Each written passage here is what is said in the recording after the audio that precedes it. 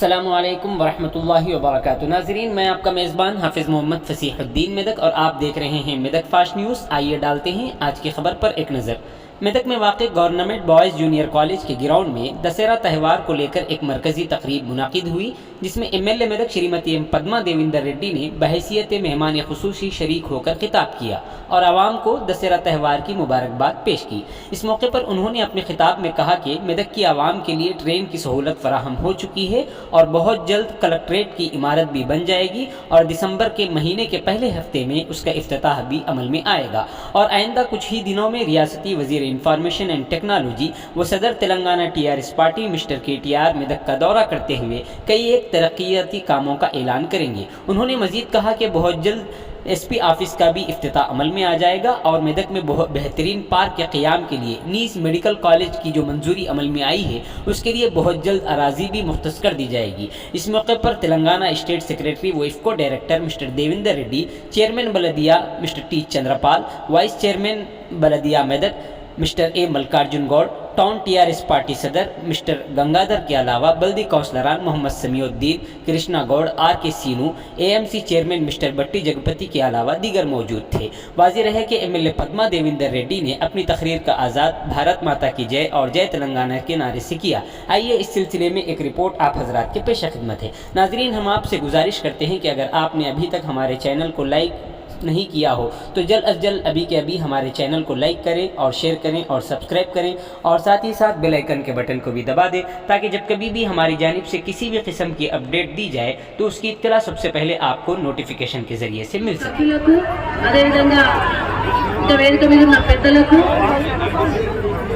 అధికారులకు అనధికారులకు అందరికీ కూడా మా చిన్నారులకు అందరికీ కూడా పేరు పైన ఉదయపూర్వక నమస్కారాలు తెలియజేస్తా ఉన్నాను।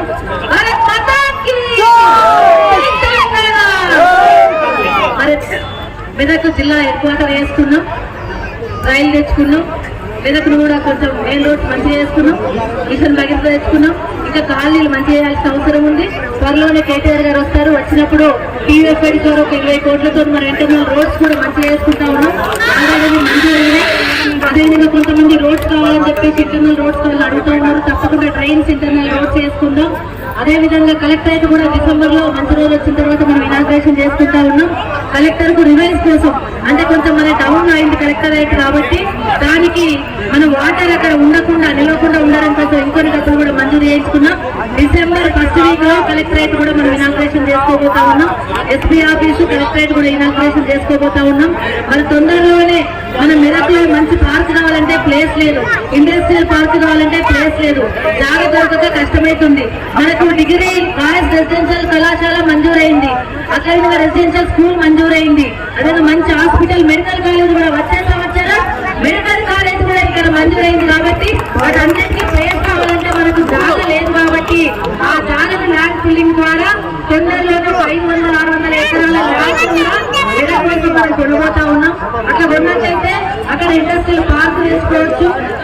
పాల్గొంటున్న చైర్మన్ గారికి, పట్టి జగపతన్న గారికి, గంగన్న గారికి, అందరి కౌన్సిలర్స్ కి, దేవేంద్ర రెడ్డి గారికి, ఉత్సవ కమిటీ సభ్యులకు, అదేవిధంగా ఇంకా వేదిక మీద ఉన్న పెద్దలకు, అధికారులకు అనధికారులకు అందరికీ కూడా మా చిన్నారులకు అందరికీ కూడా పేరు పైన ఉదయపూర్వక నమస్కారాలు తెలియజేస్తా ఉన్నాను।